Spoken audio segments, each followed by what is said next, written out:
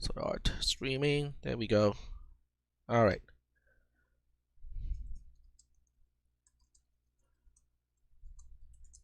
Okay. So basically, I look at the beginning and I immediately jump to the end and find out, okay, what did I remember to, or did this program remember to allocate and also deallocate the local variables? Now, then I look for certain things that are kind of important. Every time I see something like this, stda, I'm storing something on the stack. So the question is, what am I storing on the stack? Okay, so what I am storing on the stack has to do with register A. The decrement D is important because I need to make sure that I'm allocating a new location. So I need to double check that this is in fact a push and not just overwriting a location on the stack. And then the instruction right before that is a LDI instruction. So these three lines combined says that I'm pushing a 3 on the stack. Then I recognize the next 4 lines or so. Okay, decrement D, LDIA, .5 plus, STDA, and JMPI to someplace. That's really just saving the return address and calling and continuing at the subroutine. So this is pushing the return address and actually going to call the subroutine, which is F in this case. So I'm really calling F and not just F. I'm calling F with an argument of 3 in this case. And this one here is for deallocating the argument, which is the 3. And then this part here is loading B with the offset to local variable X. And this part here is for calculating the address of X. And this is for storing. Okay, so X is now storing the result of f of 3. So as far as I can tell, the main program seems to be correct. Okay, so now I jump to function f. So the first thing I do to jump to function f, if I want to make sure that the main program is in fact correct, is to kind of shortcut function f to something that is really simple, so that I can actually test whether the call from main is correct or not. Okay. So with f, I can also do the structural analysis, which is basically looking at how the labels are defined first. I have no local variables, so it is correct that local var size is a 0. N is my parameter, and it is basically the number of bytes on the stack for local variables plus 1. And this 1 over here has to do with the return address taking 1 byte on the stack. So as far as I can see, the labels are defined correctly. But what I want to do is to kind of shortcut this. Okay, so I'm going to say to do. Okay, this is only for testing, and this is end of to do. Okay, so I just want to make sure that I understand which block of code is only for testing purposes. So I'm going to LDIA with a particular constant, let's say 73, and I will branch right away to the end of this particular subroutine. So we'll say f of f underscore say return, which may not be defined in this program. So I'm going to go search for the very end of this particular subroutine, which is here. It already has a label called f and if, and I'm going to double check it. Okay, we retrieve the return address, assuming the stack pointer is now going back to where the return address is. Increment to deallocate the byte on the stack that was used by the return address, and a JMPB to continue execution. That looks good to me.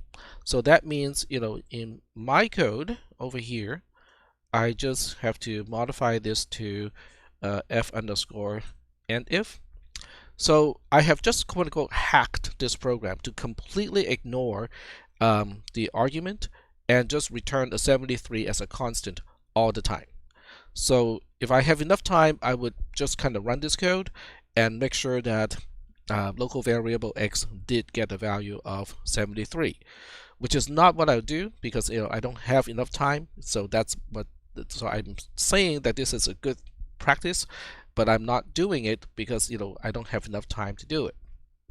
Okay, so assuming that works, okay, the next thing I want to do is to test the program in a slightly different way. So this time I just want to return back whatever was pushed on the stack, whatever the argument is. So I'll do a LDI, use any variable. In this case, a is fine. So I'll do this, get to the address of n, like that, and retrieve it. So we have a LDA over here. And then I also jump immediately to the end. So this means whatever argument main is using to call function f should be the value that f is returning, and as a result, that should be the same value that main is going to store in local variable x. Okay, so you can see that when I test the program, I'm not doing it like all at once. I'm only doing it one step at a time. So let's go ahead and do that. Okay, so I'm gonna get out of here, and we'll cat debug.ttpsm to xclip cell clip, and I go to my assembler, and this time I can use the usual assembler and not the one that is in private. So I made a copy because I was testing my own solution a little bit earlier, and I don't want people to see that program before the time when the program is due. So I paste it here,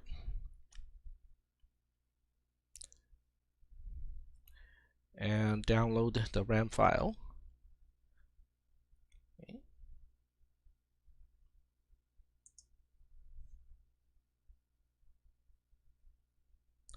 And I'll call this debug.csv, and then switch to my command line prompt. And this is also a new thing in Linux, and I suspect in Mac OS X as well. You can use the command called time, and what it does is it will tell you how much time the program takes to execute, which can be useful, but right now it is not something that I'm too concerned about, because this program should basically be done in a very short amount of time. So I'm running the program in CLI mode so that I can collect the trace, and it only took in real time about a second to run. And then we go back into the trace analyzer this time, and we want to confirm that the program ran the way that I thought it would. Okay. All right. So I think Joseph, your mic is on.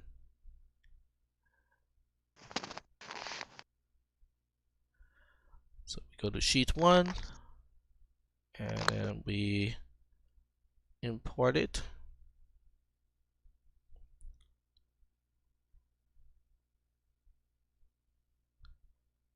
Here we go.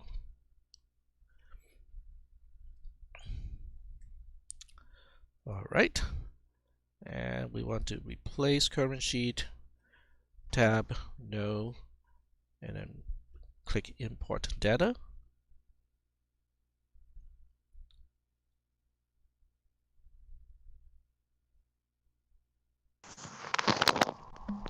Okay, Joseph, your mic is on, and we can all hear the kind of rustling sound that your mic is picking up.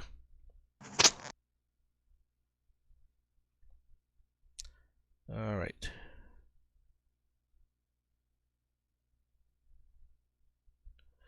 Okay, so what we'll do is we're going to scroll to the end of this program. Now, there's a quick way to find the end of a trace if you know that the program ended with a halt instruction.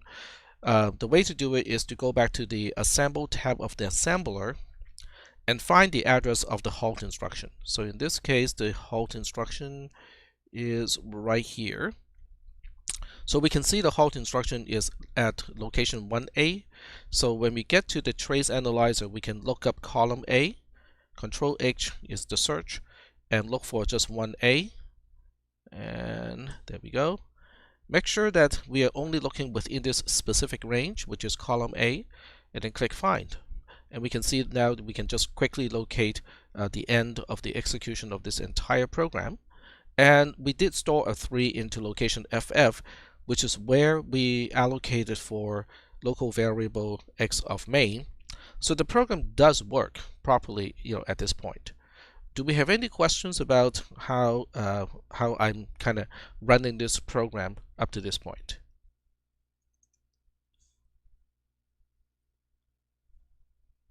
Okay, not seeing any questions. Okay, no questions. All right, so we now know this program, at least work up to this point. Main seems to be fine.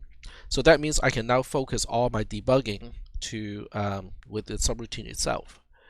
And for whatever reason, I think I just deleted the first line of to do. So we'll go ahead and just kind of get rid of this portion here, which is kind of introduced only to make sure that the subroutine is working. So just like before, I look at these two lines and I identify that it's changing register D, and it's basically allocating for the local variables, which there's none, but it's okay. Remember what I talked about on last Thursday? You can always do this as long as we say that there's actually 0 byte being used for all the local variables. So these two lines combined actually doesn't do a single thing except for wasting a little bit of execution time, but that's fine. But immediately, okay, this is how I do things. You don't have to do it this way, but immediately I go to the very end and I ask, did I deallocate? And guess what? I did not deallocate. Now, it's not a big issue with this program because there are no local variables. But in the real program, okay, I probably want to insert those two lines. Okay, in other words, I look at these two lines, copy it, go all the way to the end of this program, and say before I before I assume the stack point is back to where it's supposed to be, let me deallocate the local variables. So just like before, we don't have any local variables in this case, so this is actually doing nothing to the stack pointer. But if I did, want to have local variables maybe later on, this will save my life, okay? Because now I know that at least it is consistent. I allocate and then I deallocate it, okay? So this is just the way I write code, okay? This is added to deallocate local variables, okay? So if I want to use local variables at one point, I can now do it. Then I look at the code and I recognize patterns, right? So we look at how we use label n, which is the offset to find parameter n of this particular subroutine. So we see this particular pattern. Okay, let me turn on line numbers. So line 31 to line 33 is a really kind of specific pattern that we have used many times to get the value of either a local variable or a parameter. In this case, n is a parameter because it is above where the return address is. So this is all just saying that, okay, B now has the value of parameter n, and C is initialized with 2. So compare is really just doing, okay, let's do a subtraction. All it's doing is n minus 2. This is the binary subtraction that is performed by the compare instruction. Okay, so I know some people may have a question of how do we know that? How do we know what instruction to use to compare? Well, I have already introduced the compare instruction like maybe a week ago, maybe a little more than that. I cannot remember exactly when. And when you look up the opcode table, it says compare xy is really just carrying out the binary subtraction of x minus y, but without storing the difference back to x. Okay, that would be the subtract instruction. By doing this, we are setting the flags, and the flags is what we can use to indicate whether the minuend is less than the subtrahend. Now we can also tell whether they're the same or not, which is not really a concern to us because the code in C just wants to know whether n is less than 2, because if it is the same as 2 or greater than, we go to the else case of the ternary expression. So we only need to know whether it is less than or not. And in this case, less than requires the use of carry and not L, okay, and not sign and not overload and not overflow. Now, would a JLI work? Okay, that's one of the questions that some people have asked is, would JLI work? The answer is yes, sometimes. Okay, because JLI and JCI are different, okay, when we refer back to the binary subtraction module, we know that they are looking at different things. JLI refers to the exclusive OR of the sign and the overflow, and it's kind of complicated, but the idea is the JLI instruction is interpreting the numbers being compared as signed numbers. JCI, on the other hand, is really just using the borrow flag of the subtractor in this case, and it is used for unsigned comparison.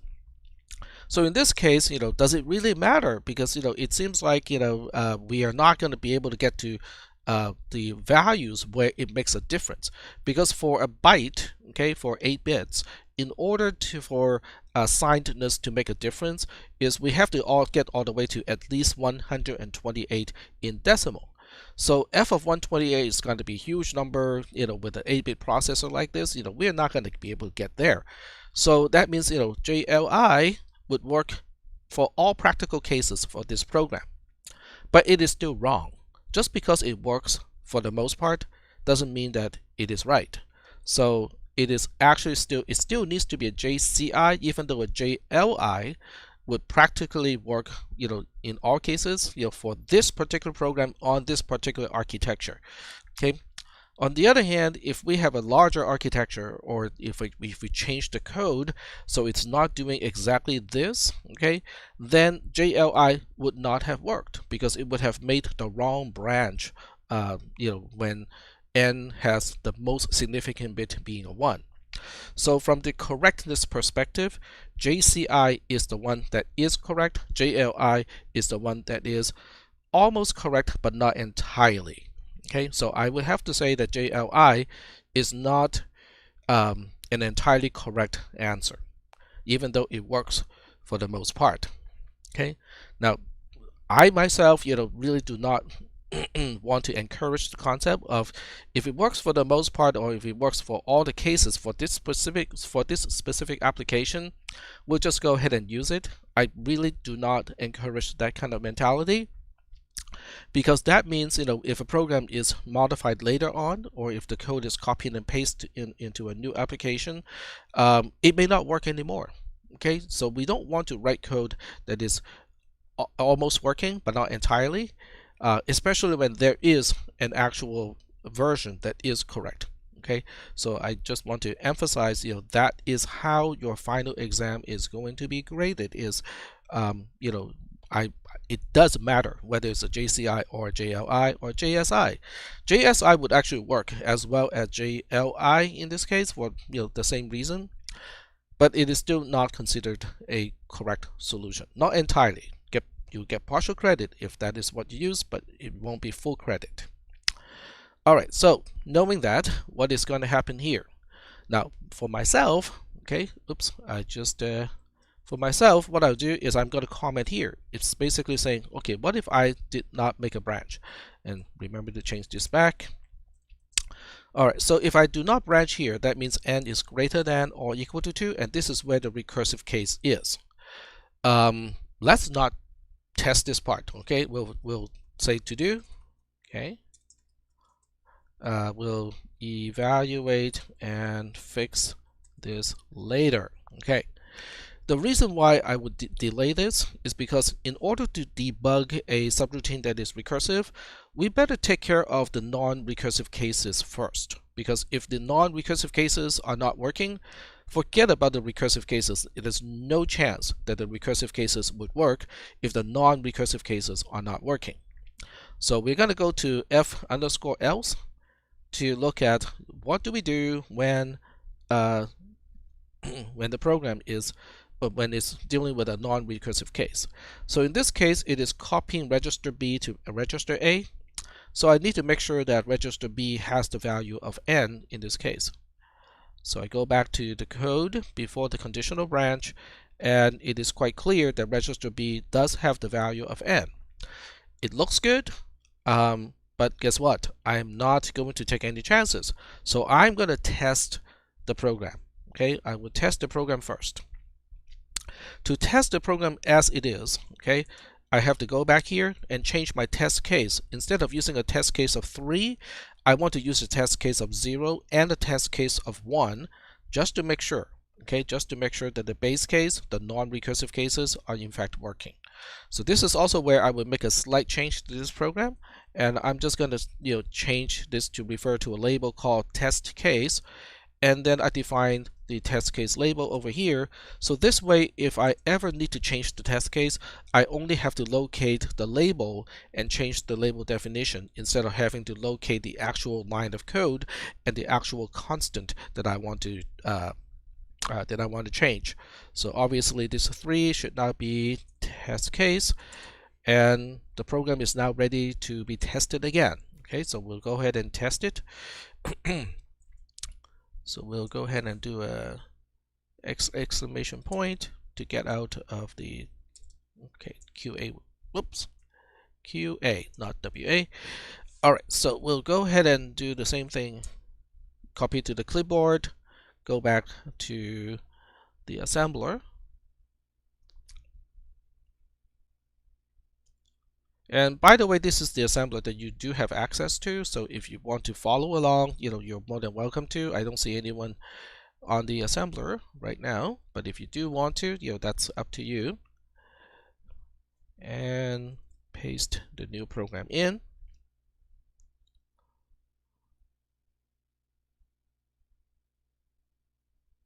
and download it again. I don't know whether when you guys took CISP310, whether your professor taught you how to debug a program.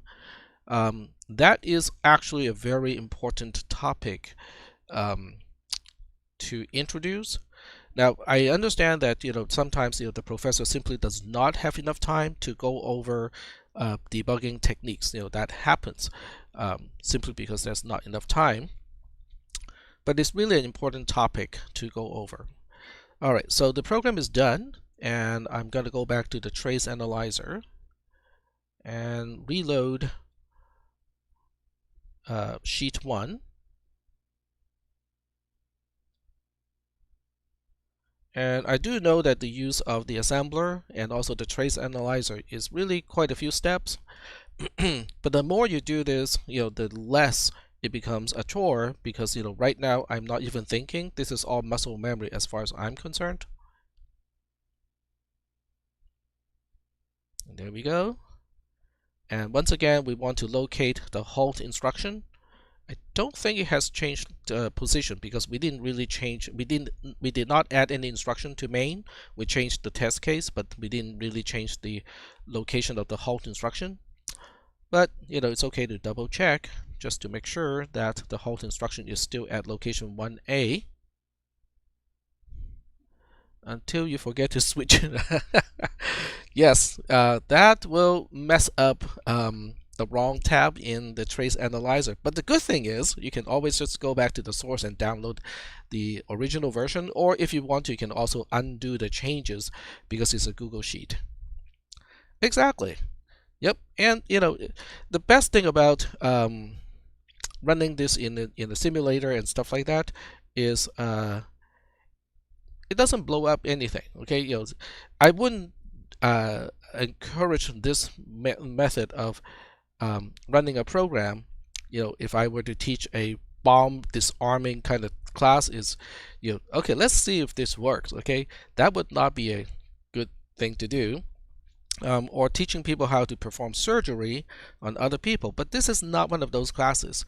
So it is okay to give things a try, learn from mistakes, because we can afford to learn from those mistakes in this particular fashion.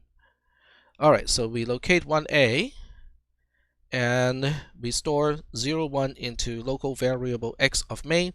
So the program works correctly for the non-recursive case. Okay, so now we are going to move on to the recursive cases. Let's go back to the source code. Oh, okay.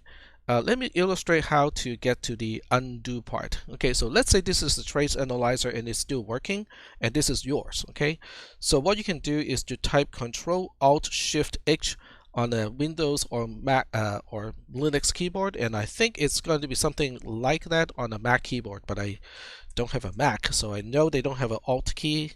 It's called the Command key or something like that. So we can locate the history of the spreadsheet. So one thing you can do is to turn on this feature, name this version, okay, which allows you to change this part here. Okay, let me do it one more time. Okay.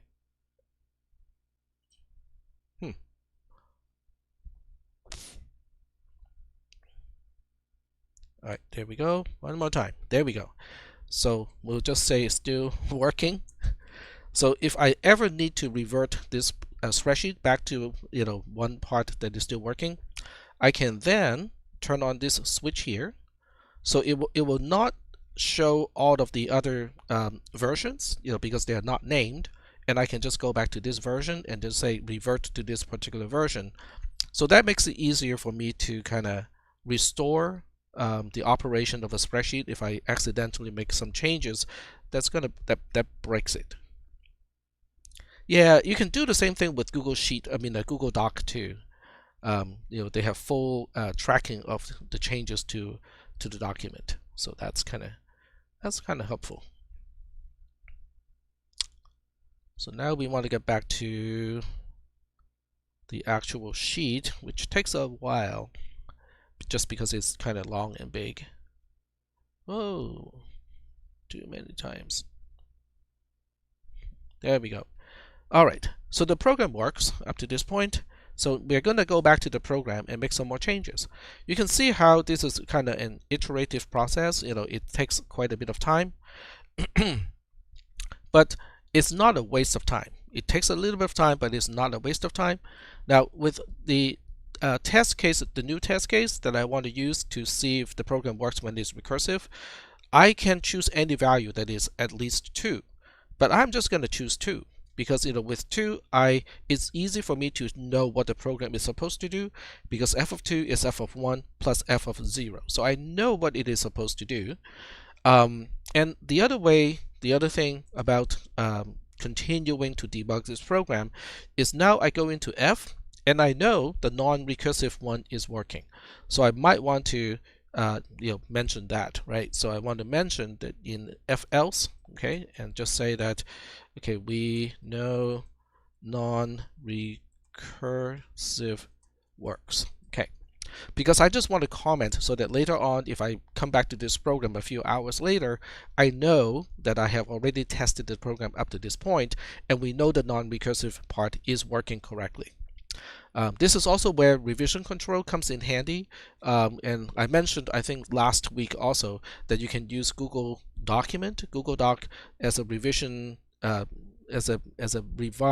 revision control mechanism. Even though it's not ideal, it can still get the job done, because you can now keep track of multiple versions of your code, so you can kind of know, okay, what did I do to break this program? It was working a little bit before, now it's not working entirely. You can look at the diff or the differences and then figure out, oh, okay, I just changed this. I added this increment D somewhere that it's not supposed to be, and now it broke the program. So it makes it easier for you to debug a program like that. All right, so now we are dealing with the recursive version. So we'll take a look and just statically analyze the code first, okay? Running this code in the simulator and using the trace analyzer is a great way to verify or validate something that you found by statically analyzing the program, but it is much more important to be able to analyze the program statically in just looking at the source code first, okay?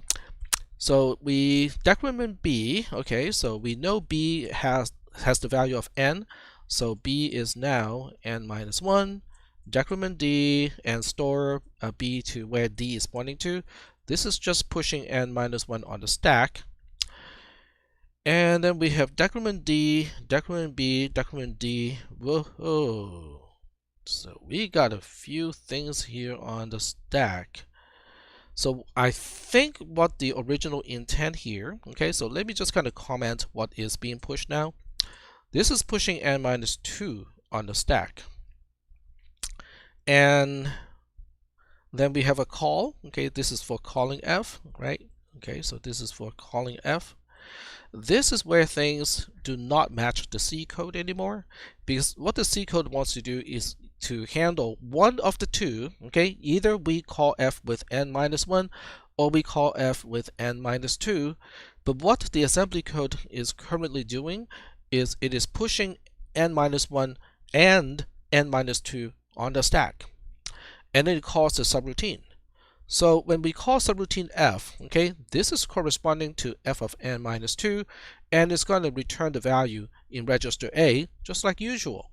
But now we have a problem because we don't have a place to put it if we want to reuse or continue to use this n minus 1 that is now on the stack right now. So we have a little bit of an issue because we don't have the argument at the right spot of the stack anymore. Now the other part about this code here that is kind of suspect. So here's my other call. So the other call is kind of interesting because it's loading an offset of 2 instead of n 1 plus. It is just a 2. But it's still at the wrong place because we did not deallocate the argument from this call to f. So there are several things here that need to be fixed. Okay. So let me think about how to change this program. I think I'm going to fix the program so that it is just dealing with f of n minus 1 first, and then we'll deal with f of n minus 2. So that means I don't want to push n minus 2 on the stack just yet. So I'm going to get rid of this code, stash it to a later point. Okay, so we'll go maybe stash it over, it's hard to say which way we want to stash it. We know this is the end of the first call to f. We'll stash it over here first. Okay, and we'll put a to do here. Okay, to do. This was copied from an earlier point. Okay. So this way I'm reminding myself that this wasn't here to begin with, but we'll get to it when we get to it. All right. So getting back here, we are still pushing n minus 1 on the stack at this point, and we are still calling f of n minus 1 this time because n minus 1 is what we push on the stack. And when it returns, we got several things to do. Okay, every time you get back from calling a subroutine, the first thing is, did I push any arguments on the stack? If I did, I need to deallocate the arguments that is sitting on the stack. So this increment D is really, really important because it deallocates the argument that is still sitting on the stack that can potentially interfere with what we want to do. So when you look at the second, this chunk of code here, it is we are storing A to what B is pointing to. So what this code is doing is it's changing something on the stack. We know it's changing something on the stack because B is just an offset, and then we add the stack pointer to the offset, and then we store something to register B. So we are changing something on the stack. Unfortunately, what this is changing is something that doesn't even belong to this invocation of the stack. So now would be a good time to show what is on the stack at this point. Okay, so I'm just going to put some pictures here that reflects what is on the stack at this point, and I am going to use I'll use the other way, the vertical way of displaying content, because it's just it's just easier to locate it that way. So on the stack, what we have is the parameter n. Okay, parameter n is on the stack, and then we have the return address back to whoever the caller is that is also sitting on the stack. And right now, before the increment D, we also have parameter argument, I should say, argument n minus 1, sitting on the stack, because this is, so the stack pointer is pointing to this byte right now at this point before the increment D. Okay, so are we still doing okay? Does everybody know what I'm saying at this point? What the stack looks like from the perspective of the subroutine? Okay, very good. So the increment D is going to take care of the argument of n minus 1 that is currently sitting on the stack. So that means after the increment d, this is a snapshot of the stack looks like. Okay, so now we want to look at the next 3 instructions and find out what it's doing.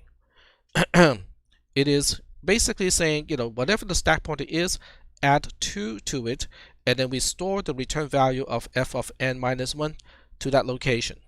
Okay, so let's check out what is on the stack. Okay, again, this is just a repetition of what we have earlier.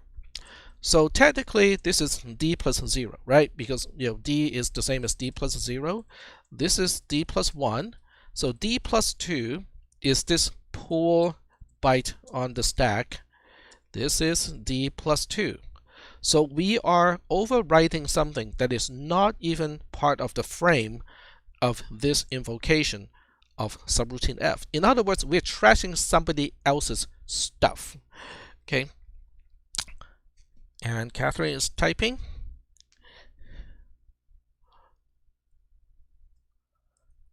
All right. And June is typing too. Yes. There we go.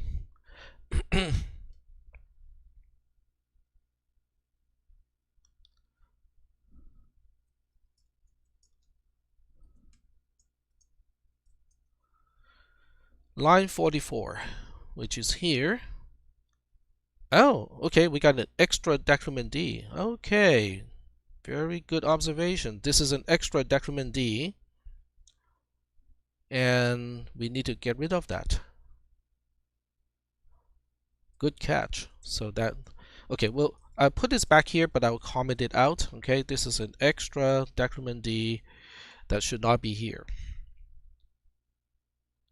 Catherine is typing. At some point, can you show the individual frames content on the stack with recursive calls? Actually, we can do this when we look at the trace. The trace is going to show us what the frames look like. I'm looking at the time right here and double checking that I'm not missing anything. And we're good. Yep, we're good.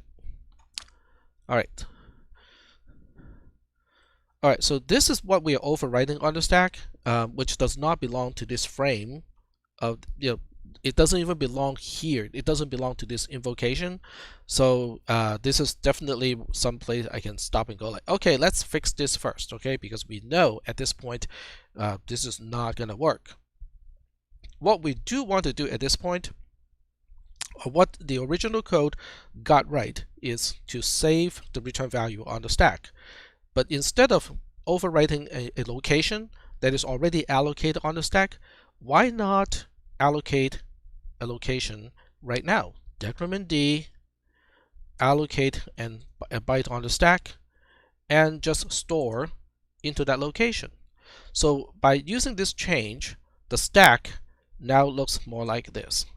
The return value of f of n minus 1 is now sitting here on the stack. And everything else, guess what, is 1 byte off from where they used to be. It is not a local variable to answer Catherine's question because it doesn't have a name. So when we use a local variable, it has a name so that we can refer to the local variable anywhere within the program. This is really localized to an expression. So this is an expression. So we basically have a unnamed local storage that is only used within, not even the entire expression, only within this sub-expression of the ternary expression. So it's not a local variable by any mean, but this is how we use the stack when we code in assembly. All right, so now that we have the return value of f of n minus 1 saved on the stack, we can now do basically the rest. Okay, so we can call again, but when we call again, we want to push we want to push n minus 2 on the stack. So now we have to push it. So the usual way of accessing n is to say LDI a n add ad ld AA. But this is not going to get the work done because n is relative to where the return address is, but the stack pointer is now 1 byte lower. It's pointing to 1 byte below where it used to. So n is no longer the stack pointer plus 1. It is now the stack pointer plus 2. So we need to do an n1 plus at this point. This 1 is to compensate for the return value of f of n minus 1 that I just saved on the stack using line 57 and line 58. So that's why we have a n1 plus here. And then we push that on the stack. So decrement D, okay, I better not mess around with this one. So we'll have another decrement D, STDA. So this will push n, okay, I forgot about 2 decrements over here. So A is now n, so we need to decrement A twice to get to n minus 2. Then we push it on the stack. So by the time we push it on the stack, now we're pushing n minus 2 on the stack. These 5 instructions look good. Okay, we are saving the return address on the stack using register C, which is fine. Okay, we can use register A, register B, register C. They're all okay. Then we perform the jump to the subroutine. When the subroutine returns, we are going to free up whatever argument, which is the n minus 2 on the stack. So at this point, we have, let's see what is on the stack at this point, okay, after the increment D. So after the increment D, we have parameter n, which is pushed on the stack by my own caller. We have the return address, which is also pushed by my own caller. And at this point, we only have, okay, if we go back to an earlier point, we are returning back to this state now. So we have now, f of n minus 1, or the return value of calling f with n minus 1 sitting on the stack, and the stack pointer is pointing to that location. So that means we now have both of the components for the add, because right at this point at line 76, the return value of f of n minus 2 is in register A, f of n minus 1 is on the stack pointer is pointing to it right away. So now we can try to retrieve that and then perform the actual add operation, which was in the original code. So with the original code, we can keep a few things, but we have to change a few other things. So if I were to keep the original code, where this A is f of n minus 2, and we want B to be f of n minus 1, then we basically can get, well, I wouldn't say get rid, but we have to change the ordering of these things. Okay, so we're gonna change all of these things, and we don't need an offset anymore, because on line 79, in the comment, we can see that the stack pointer is pointing to exactly the thing that we want to retrieve. So that means we don't need an offset anymore. So we get rid of those two, and we can just retrieve directly from where the stack pointer is pointing to, because the stack pointer is pointing to the value that we want to retrieve on the stack. But after we retrieve it, we don't want that to be sitting on the stack anymore. So that's why we need an increment on line 88 to basically say we don't need that on the stack anymore. So that means right after this increment D, this is what the stack looks like.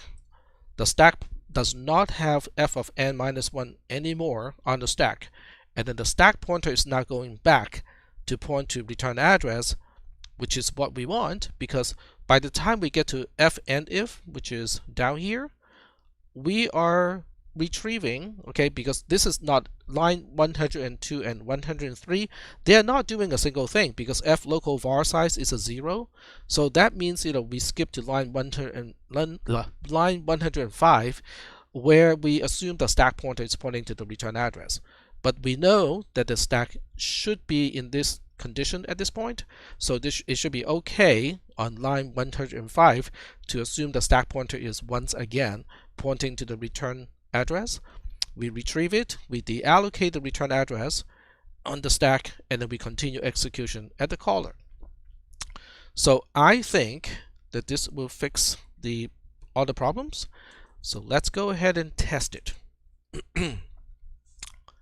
So we Look at this. And this time we can also reconstruct the frames on the stack. Now, it's going to be a little bit tricky because the stack grows and it shrinks and it grows again. So we kind of have to keep track of all of that stuff too. All right, so let's go back to the assembler and assemble this, I think, fixed version of this program. Okay, we go to source, get rid of the original code, and paste in the new code.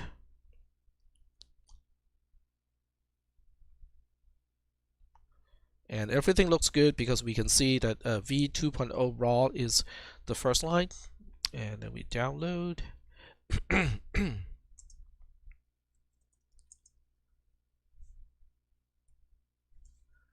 we go.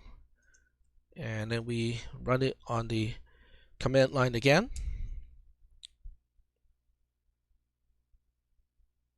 All right, so it's not working. Great. Okay, this is actually good news to me because the program is still not working. So I can actually show you guys how to debug a program when the static analysis says everything looks good, but it's not. Okay, so let's go ahead and look at the trace analyzer. You can see how I'm actually excited that the program doesn't work.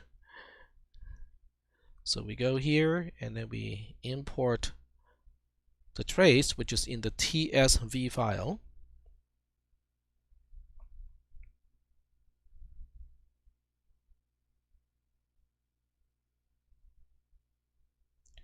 All right, so click that. All right, so we are looking for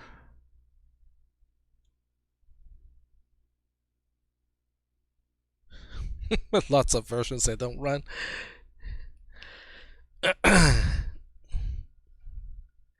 This is like playing detective.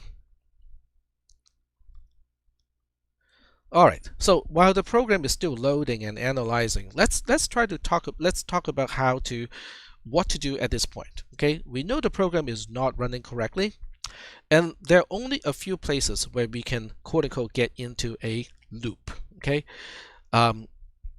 specifically all the branch instructions, all the JMP, JMPI, and JCI in this case, those are the potential places where we can get stuck in a loop. So if you think about it that way, that means there are only certain places that a loop can go back to. So we want to notice a pattern of how the program is quote unquote stuck in the loop. So we look into the code in the assembler first.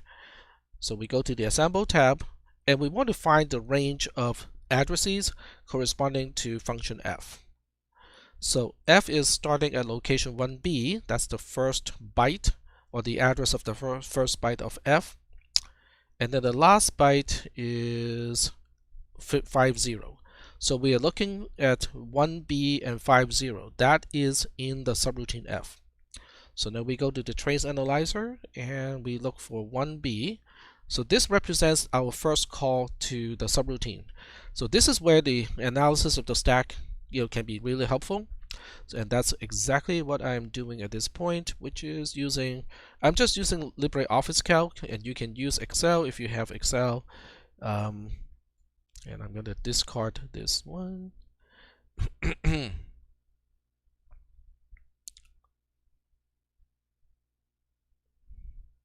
All right, so there we go. All right, so let me see if I can use the keyboard to navigate so that I don't have to lose one screen when I'm on the other one. All right, so we're looking for writes to the stack. And we got these writes on the stack already. Okay, so let's go ahead and put these items in the spreadsheet. Okay. All right, so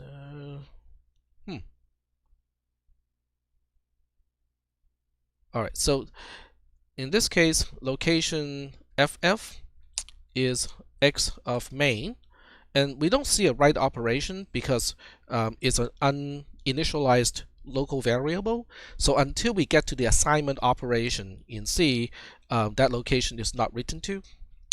Location FE, on the other hand, is 02 of the function call to F.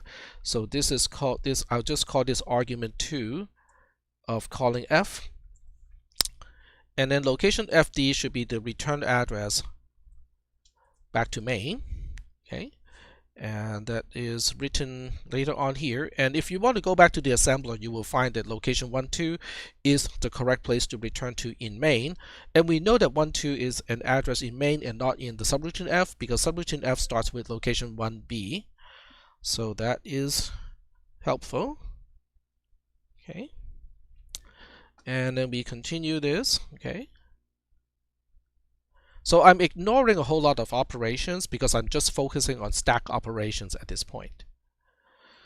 So now we see location FC on the stack is having a 1, and this is argument 1 of F because we are calling F of n minus 1 in the subroutine. So this is basically of F of n minus 1.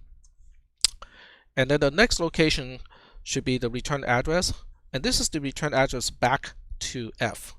So location FB is the return address back to function F after the first recursive call. And then we keep going. Now, you can anticipate that this is not going to be a recursive call because F of 1 should return right away. So we can now double check that that is the case. So we, wrong window to cursor down. Okay, this is the correct one. So we keep going, and at some point this B, which has a value of 1, should be copied to A, and then we return. So we copy back to A, which is good. And then we are supposed to return shortly after that. This B here is the number of bytes of the local variables. Remember, we are adding 0 to the stack pointer. That's where the 0 is coming from. And this is supposed to be the return address back to right after the first recursive call of F. And then we continue execution at that location. You can see the stack pointer is now adjusted back to here because the callee is supposed to deallocate the return address. So deallocates the return address, and then we continue execution back to the caller at location 30. Okay, so everything is good up to this point.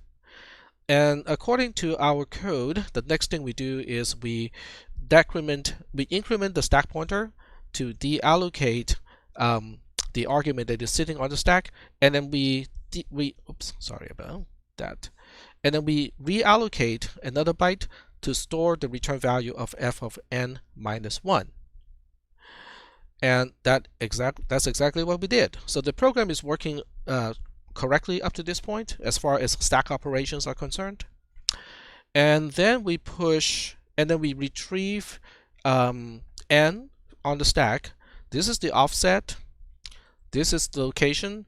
And we can see that it is the correct location because it is argument 2 of F in the original call from main is at location FE on the stack. So it is at the right place, and then we retrieve the value at that location FE, and it is 2, and that's correct because in main we called F with an argument of 2. So everything is good up to this point. And then we decrement it twice because the second call to F is supposed to call with n minus 2. So A now has n minus 2. And then we push that on the stack. So FB is reused for that for that purpose. So now when we look at this analysis, we kind of have to do this a little bit in an awkward way because the same location FC was these things got changed in terms of what they're currently doing. In terms of location FC, it is now the return value of F of n minus 1. Okay, so this is now the saved return value of F of n minus 1. And then location FB is now argument 0. Well, it's the argument of F, but it has a value of 0. And location FA, which we haven't seen yet how it is modified, should be the return address to the point right after the second call in the function. So we want to make sure that that is happening, and that should be location 41. So let's double check, okay? Because I am starting to get suspicious here. So we want to look up location 41 and see if that is where the second call of F should return to. So we look up location 41, and it is the correct place. So far it is still correct. Okay. So this is the return address. Oops. Return address to the after second call in F. Okay. So far so good. And we want to switch back to the trace analyzer. So this location is still making sense. And now we get back to the beginning of F, because 1B is the first location of the subroutine. And once again, we look at stack related operations. Nothing really going on, okay, because at this time we should not be doing the recursion. And then we'll see register B being copied to register A at some point after the comparison. This is where the comparison is. This is telling us that n is in fact less than 2.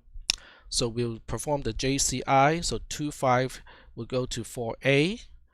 And then we copy register B to register A, but it doesn't really show because they are both zeros at this point.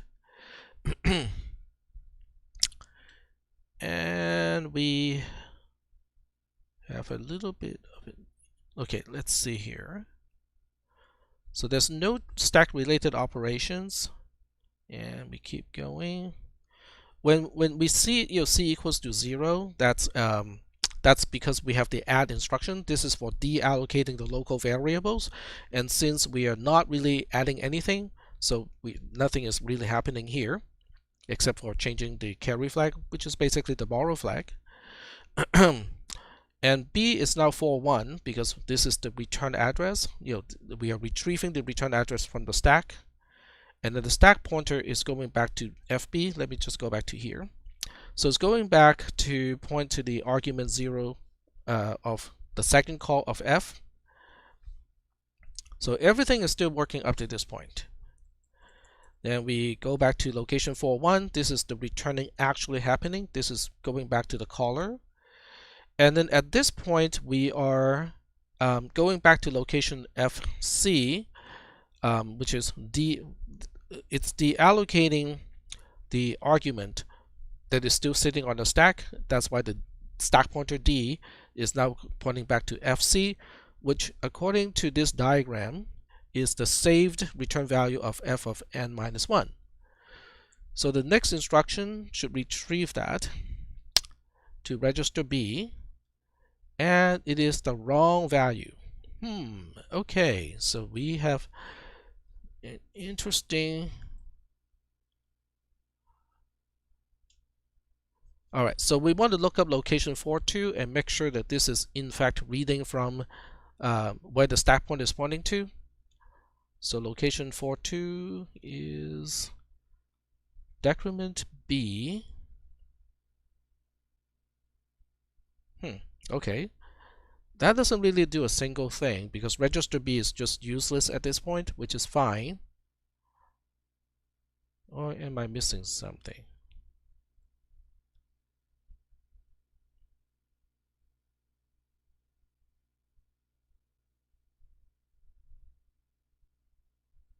Yeah, I think I got some extra code here that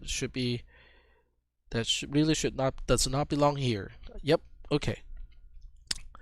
So these lines here, decrement B is not supposed to be here. I think I got some extra code in the program that I copied and pasted earlier, but it really should not be there anymore. So I forgot to erase some lines. Okay, so that's good because now I have noticed that this is wrong. Okay, I really should be right after this increment D, I should retrieve whatever is on the stack right away, which means these 3 lines of code is not supposed to be here. So I go back to my source code and go to that location. The row number in here is basically indicating the line number. So we're looking at lines 82 to 84. So let's go check that. Okay, 82. Yep, this was copied from an earlier point, and I even tried to remind myself to do. Okay, look at this code. Something may not be right about this code. And guess what? I totally ignored my own to-do. Great. That's kind of typical of me.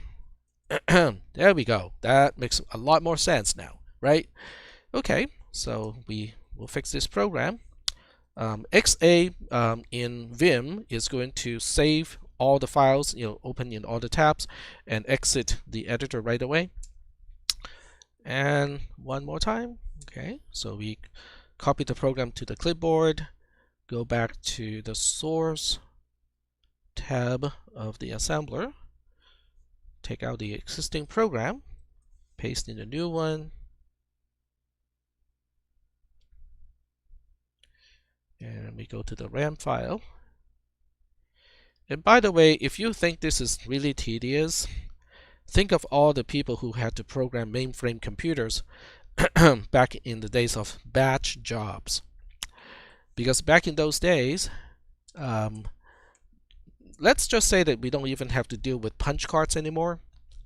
Even without punch cards, you have to submit a program that the operator will run overnight. And then the next day, you can go collect the output of your program. And then throughout that next day, you will start to debug your program and make some changes. And at the end of the day, you submit the program again so that it can run overnight. And that's what people had to do, back in the days of using mainframe computers. So you can probably imagine the way people debug programs would be a little bit different from how we generally debug programs, because they don't have debuggers. They just have an output of a program that they wrote the day before, and then they have to look at the output of that program and only use that to debug a program.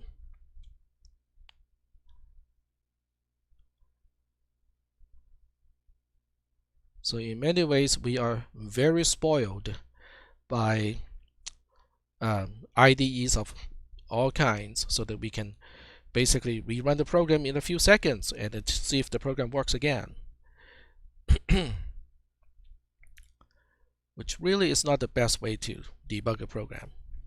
Alright, so we are back to here. Okay, we're back to the same point, by the way, which is okay, because the program, the other code did not really get changed a whole lot.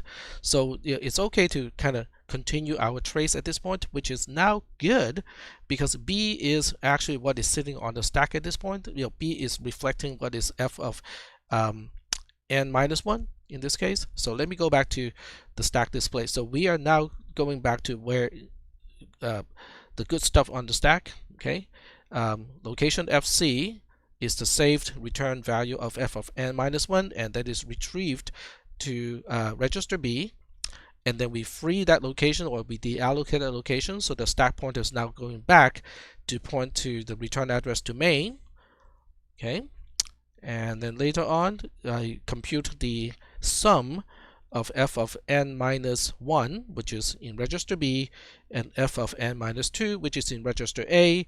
But when you add 0 and 1, you just get 1, and that's why register A is now 1. And then we continue the execution by retrieving the return address. This is for freeing the deallocating the local variables. B got 0. And then this is the return address that we retrieve from the stack.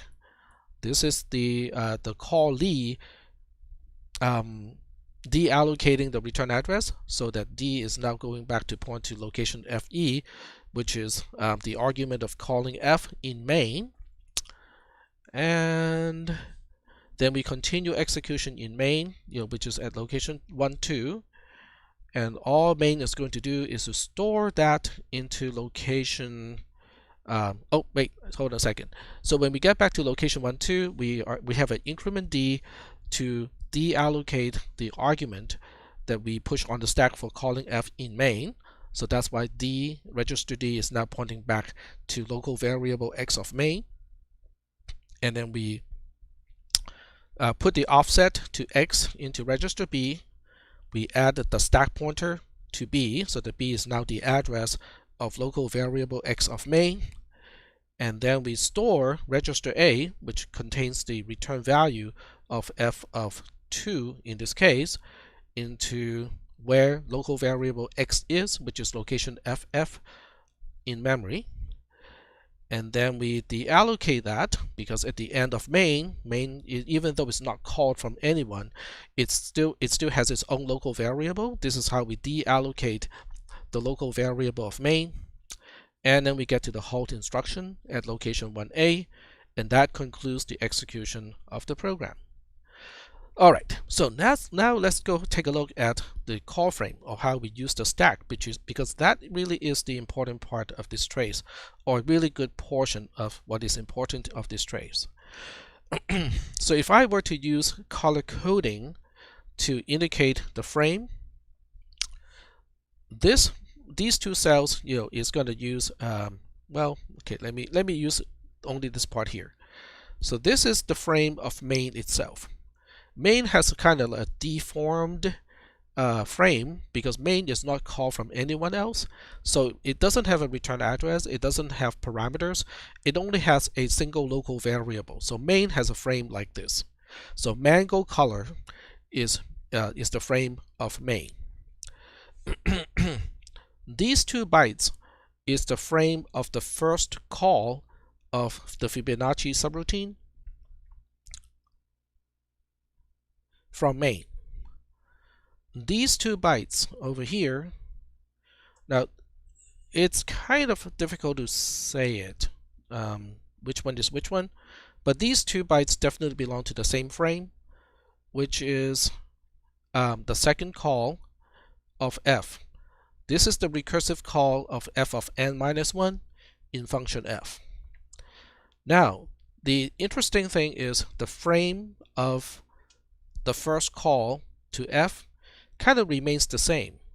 This byte here is a little bit hard to say whether it is part of a frame or not, and I would say it's not really a part of a frame, because it is very transient, it is temporary. We're just saying, hey, I need to store something real quick on the stack, but it really is not a part of the frame, meaning that it's not the return address, it is not one of the parameters, and it is not one of the local variables. So this byte is just kind of something that we allocated on the stack for something, but it is not considered a part of the frame of F. These 2 bytes, on the other hand, does belong to another frame. And I'm gonna use pale green. Nope, I used pale green already. Let's use pale blue. There we go.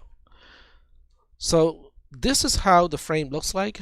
Okay, the frame of main, the frame of the first call to F, the frame of the second call to F, and this byte here doesn't really belong to a frame. It's just sitting there on the stack that we need to use at some point, but it is not considered a part of a frame.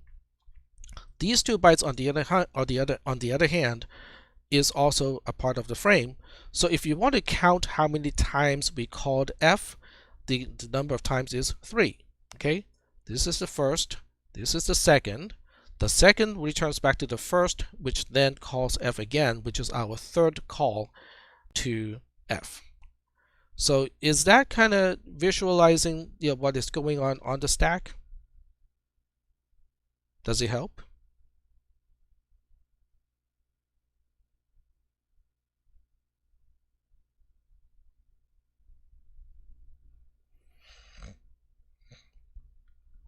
Okay, well, the whole thing is recorded, so that should be helpful at some, to some degree.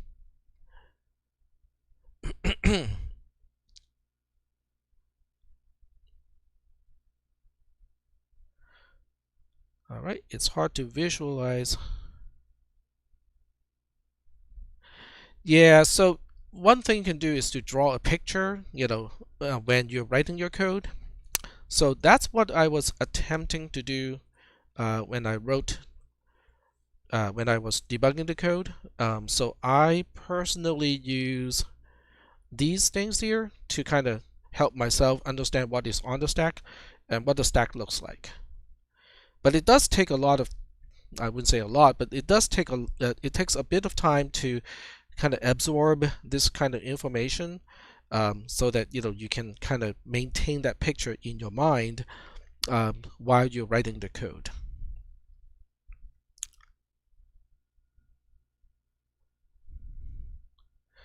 And I think this is why programming in general is difficult, because not every concept is easy to visualize, especially when you get to certain types of high-level programming.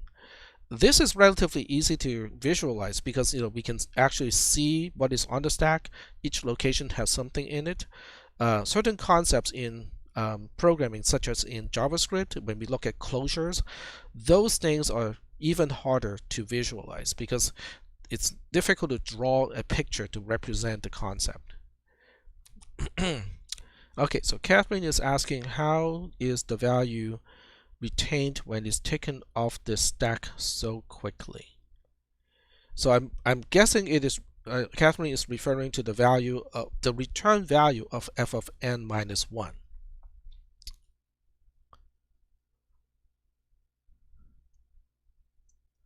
So I think this is the location that Catherine is referring to. Okay, yes. All right, so what we'll do is we'll take a look at the code here and overlay the picture of the stack next to it. Doesn't need to be this wide, so we'll shrink it a little bit and put it to one side. Okay, it's okay. We got it. We got this. There we go. All right.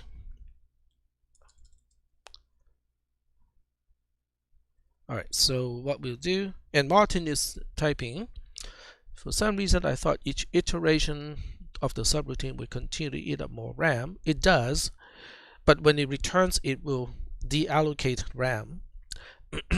So I thought we would have to reference the previous data on the stack. Everything is really just relative. So, okay, I think I understand what Martin is saying, but let me address Catherine's question first. So the return value of f of n minus 1, which is here, okay, so this is where we store the return value of f of n minus 1 is, okay, turn on line numbers. So line 57 and line 58, these two instructions, is what is saving the return value of f of n minus 1 on the stack. So these lines is corresponding to how we put how we save the value of what is in the spreadsheet, in the highlighted cell in the spreadsheet right now. These instructions are responsible of putting it here. And then all the subsequent instructions, including the call itself, all the way and up to the increment D, that's for allocating this and pushing this on the stack. And then the callee is deallocating the return address. The caller, line 75, is responsible to deallocate this byte on the stack.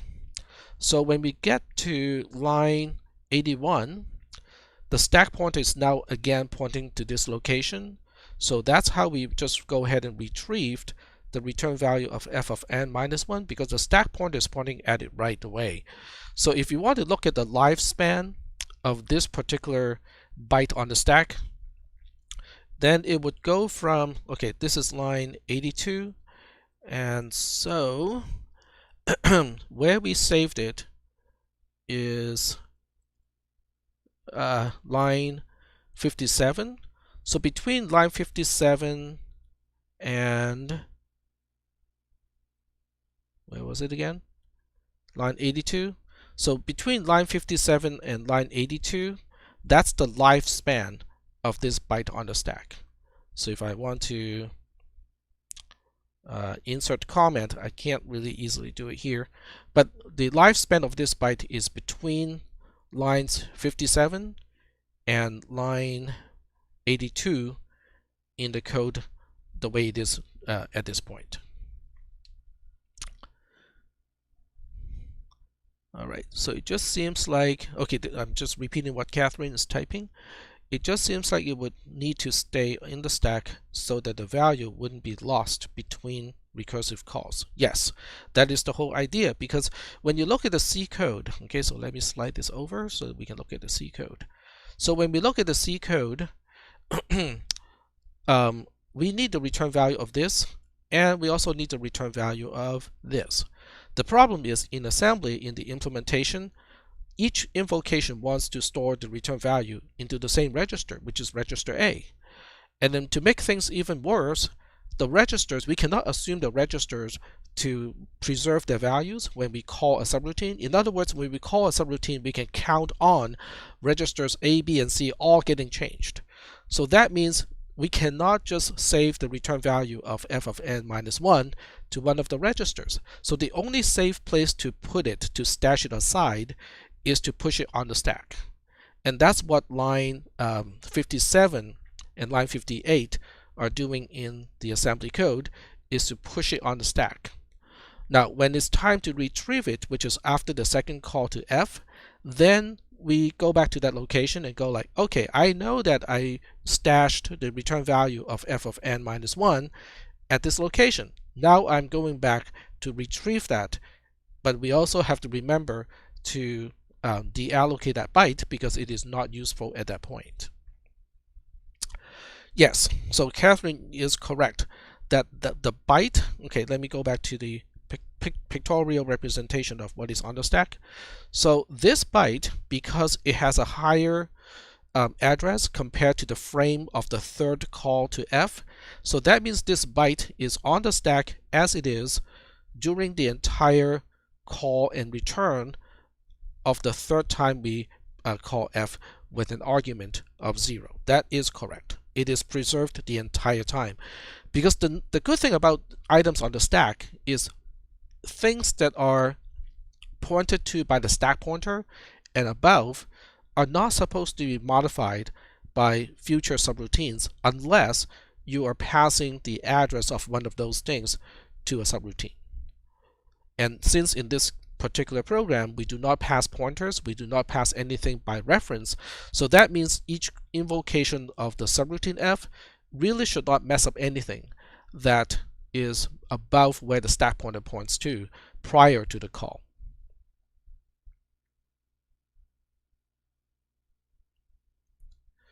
All right, so we are running out of time for the lecture, but I did pre-record something for all of you. So you might want to go take a look at that. I'm going to put a pinned link in Discord.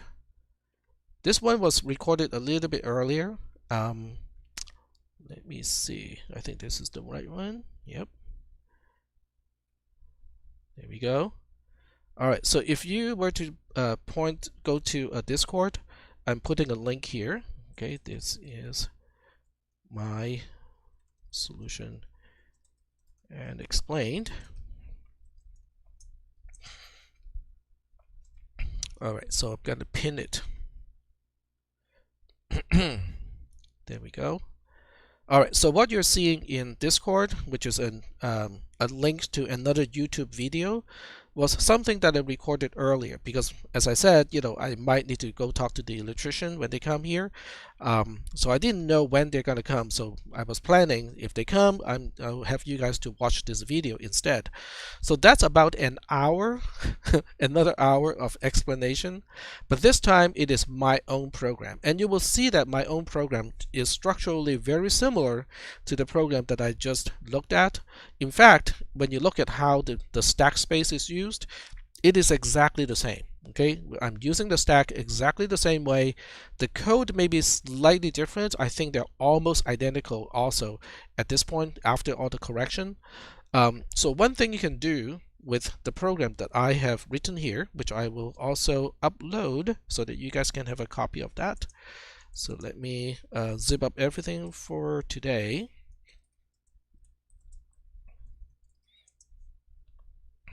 And add it over here.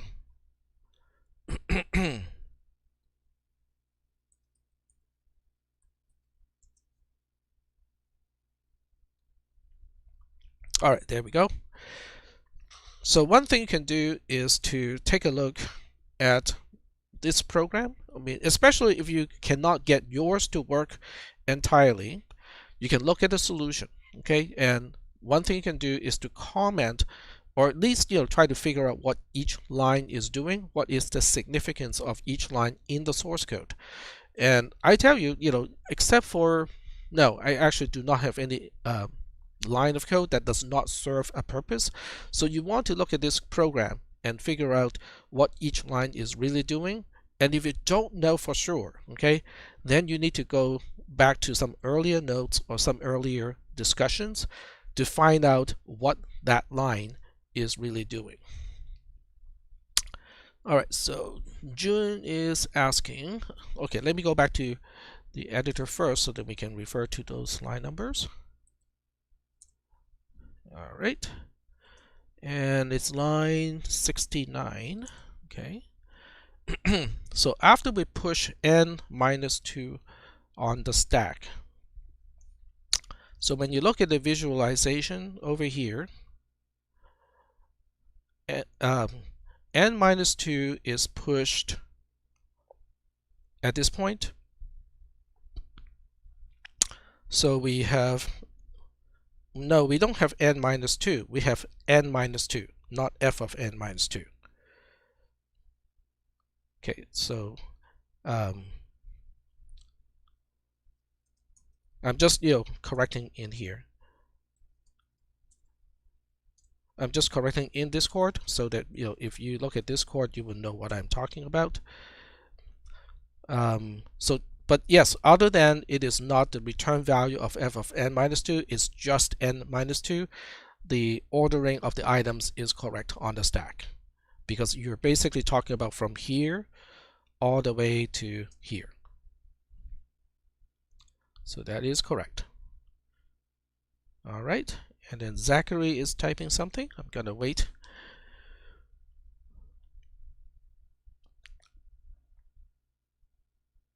All right, so Zachary is asking, this question is not related to the lab, but will grades in Canvas be updated before the final to see where we all stand? Oh, okay, that reminds me. Okay, I keep forgetting stuff. Okay, that reminds me. I reshared the exam 2 document with you so that you can actually look at your own answer. But I also shared another document. Okay, so x2 something is the actual exam that you have, and then x2k something is the key that is specific to your version of the test. So I made all of this to serve multiple purposes. One is for selfish purposes, which is making it easier for me to grade your exam, because then I can actually see what your answer is supposed to be. But the second one is for you to look at your question and then look at the key specific to your question. So this way you can also understand what the answer is supposed to be. Now, does that give you the score? No, it doesn't actually give you the score, but it gives you an idea of whether you hit all the main concepts or not. But we will get to that. Yes, I know somebody's gonna ask. So I will get the scores done as soon as I can. But I basically spent a good portion of this weekend writing the scripts to auto-generate the key to exam 2, because I was trying to do it manually, and then I look at all the questions and go like, no, I don't want to mentally have to redo all of these questions, especially when for some of the questions there are truly like 32 different variations, and I don't want to do it manually. So I wrote the script to automatically generate the keys. So now that I have the keys automatically generated, it makes it a lot easier for me to score, because I don't have to spend the mental energy to work out the solution. I can just focus on looking at the differences between what is in the answer and what is in the key. All right, so here's Martin asking, if we continue to make recursive calls for a larger number, would the program eventually basically overwrite everything on the stack? Yes. Well, okay, so let me qualify my answer. Basically what happens is it will go down and then go back up and go down, go back up again, go back down, go back up. It would go like this. Okay, if you look at how the stack is used, it will go all the way down and then go up a little bit, go down a little bit, go back up a little bit, but a little bit more, go back down again, up, down, up, but this time up even more. So it is going to reuse some locations many times. Okay, but as far as the first invocation is concerned, these two bytes stay put because this is the first call to F, so it is not going to be reused for something else. But when you look at these 2 bytes, they got repurposed. Okay, they got reused over here. So the larger the value you specify, then the more zigzagging you will see when we are looking at how locations on the stack are being used. So you can plug in a larger value and just kind of look at how the stack space is used, and you can just make a picture out of that thing. And I can give you an idea of how to do that for those of you who want to kind of go through that exercise. Let me go back to my browser first. So once you get to the browser, you want to focus on RAM write. Focus on this column here, this column, and also this column. So look at column C and column D. In column C, you can see the updates to a RAM location, and because we don't have any global variables, so every single overwrite of a RAM location is a stack operation, is a push operation on the stack. And then column D is reflecting, how registers are getting changed. And in this case, because we are only interested in how we use the stack, so you can just focus on updates to register D. So when you combine column C, which reflects what we are writing on the stack, and column D, which is how we allocate and deallocate bytes on the stack, then you get a picture of how the stack is being utilized for, you can just try something one step more complex than what we just did. So just try to perform f of 3, okay, and see how it compares to f of 2, because f of 3 contains f of 2, because f of 3 is f of 2 plus f of 1. So you will basically see what we see here. Okay, you will see this portion of how we use the stack to be a sub portion of how we use the stack in the case of f of 3. So this portion would just basically be shifted down by 2 rows, but it will still be in the trace. It looks kind of like this when we look at how the stack is being used for in the case of f of 3. So yeah, it's a worthwhile exercise to do, is to kind of go to the trace analyzer and just focus on column C and column D, and then draw your own picture of how the stack is being used in time. The difficult part of explaining all of this stuff here is because in a spreadsheet is actually not a bad way to do it, but you will still have to remember that we are looking at both space and time. Yes, yeah, I know I'm sounding like Doctor Who, but but we are looking at a problem that involves both space and time, because space is a single column. Okay, we are consuming stack space like this. Okay, that is space, but we are also looking at time, because when we deallocate bytes, okay, when these 2 bytes are deallocated, we reallocate these 2 bytes for these reasons. So when you look at columns, between columns, then we are looking at time. So we have to, this is one representation of basically how the stack is being used in terms of also taking time into consideration. But this is one way to help visualize how the stack is really being dynamically used. We keep allocating, and then we deallocate a little bit, then we allocate some more, then we deallocate, and we allocate again a little bit more. That is one way to visualize how the stack is being used. Now there's another representation for those of you who want to kind of understand a more compact way of representing things. So I hesitated to use this particular way only because it would just kind of add to confusion at one point. But one way to look at this, okay, is to look at it horizontally, which makes it easier to compile a picture of how the stack is being used. Now, when we look at this on a line-by-line basis, so I have to use these pictures here to basically say memory addresses are in the on the left-hand side, and then low memory address is on the right-hand side. So when you look at memory kind of visualized in this particular way, then we look at the first byte in the stack. The first byte of the stack is local variable x of main. The next byte is whatever n is, whatever the test case is. I think this one has 2 as the test case. So 2 is on the stack that is next to it. Then we have the return address back to main on the stack. And then we have, at this point, we have parameter n, and then we also have f of n minus 1, or the saved value of f of n minus 1. So if I want to look at the stack in a linear fashion like this, each one, separated by a space, is an item on the stack.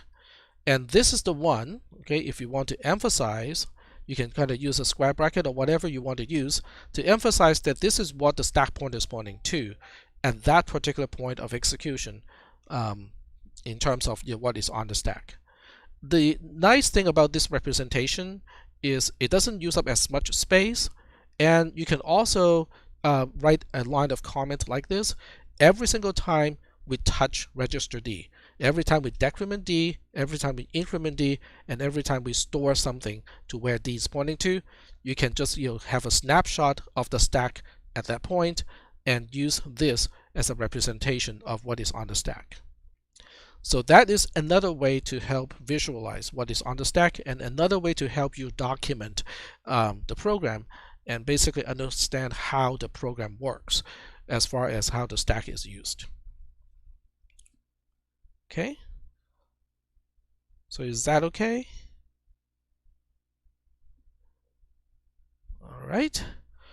All right, so I am going to take a 10-minute break, and then I'll be back to Discord to answer questions. And don't forget, about the second link to the video, which I prepared earlier today, in the morning. It is about the same thing. Okay, it has a lot of there's no new lab today because we did not have enough time to go over new concepts for a new lab. So there are no new labs today. It doesn't mean that we don't have anything to do, okay? Because it's going to take some time for you guys to truly absorb the concept of how we use the stack, when we look at function calls. And in case anyone really wants to do something, here is something I can ask you to do. It is not going to be graded, but it will still kind of help you exercise what you have learned. Okay, so we'll look at a different program. Okay, so we'll look at this as g.c, and I'll make this really kind of quick here. So this is g as a function, takes 2 parameters. Okay, we'll call x and y. And it only returns just x plus y. Okay, so g by itself is really simple. Let's make it minus, subtraction right there. Okay, so the complexity comes from main, how we use it. So we have handled multiple function calls when they're both in the same expression. So this time we'll do something a little bit different, even more fun than the other ones. So we'll say x equals to g of let's say 1, 2, okay,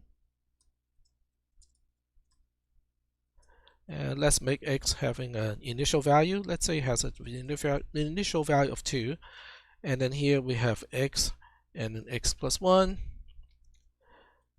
Okay. So when you look at this line here, it is different from what we have handled up to this point, because this time we are using the return value of one function to serve as an argument to another call to, well, in this case, the same function, but whether it's the same function or not really does not matter. But this is another way, another thing that we can kind of rearrange things a little bit, and it's a little bit challenging, not super duper, challenging, but it is a little bit more challenging than the other one. And if you want this to be a little bit more challenging, just change one of these things to x and change the other one to just a constant. Okay, that makes it kind of interesting too. So you will still have to kind of keep track of what things you have kept on the stack, because in this case, one of the references to x on this line here is not just going to be the usual offset, because we got extra items on the stack already by the time you need to get to x again. So this is another thing for you guys to try out.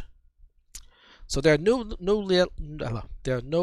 new labs today, but this is one of the little exercises that you can do, and I can give you the solution tomorrow.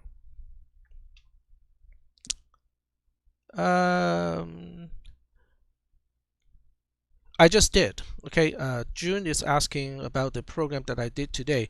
Oh, you mean the one that I debugged? Because oh, okay, I see. Yeah, I can do it now. Debug.ttpasm. There we go. All right. So debug.ttpasm is the one that I worked on today, but that's the final version. So if you want to look at the intermediate steps that I did, you still have to kind of go through the whole video. And Sakio is typing something. Okay, can we get an idea what to expect in the final? Well, I wish I could give you the answer. I haven't decided yet, Pain. So I don't know yet, okay, because I got some feedback saying that we don't have enough time in exam 1 and exam 2. So if I can turn it into a kind of programming project, and people can work on it the entire day. It doesn't make it any easier. It just means that people have more time in that case. And I still need to kind of put into consideration of, this everything is being done online, and I have to keep an eye out on collaboration that is not supposed to happen.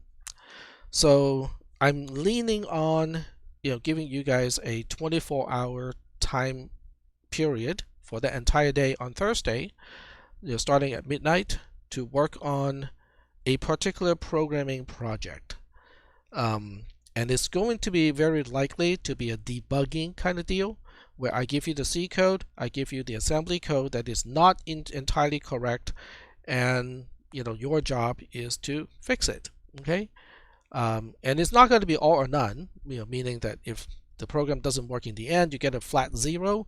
It is going to have partial credit. I basically will look at how many of the problems you have solved, that you have spotted, and use that for scoring. So that's a potential idea. Yeah, it sounds doable until it's not. I will think about it a little bit. Yep. But what we did today is really important. You can really kind of look at today's lecture and also the extra video that is almost also another hour as a preparation, because this is walking through the whole process. It's not just from the perspective of writing the code, it's also from the perspective of how to debug a program, how to use the how to use the trace analyzer to look at how the stack is being used, and how to track it down and go like, hey, this doesn't make sense here. We are not supposed to be storing this byte over here, or the program doesn't work. So it is really, I think it's going to be helpful, what we just did today.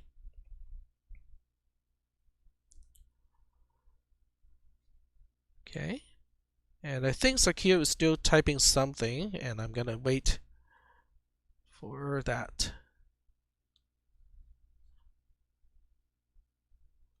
right. All right, so we are good at this point. All right, so I'm going to stop the live stream at this point, and I'll be back to answer questions and check on when the electricians are going to arrive today. All right.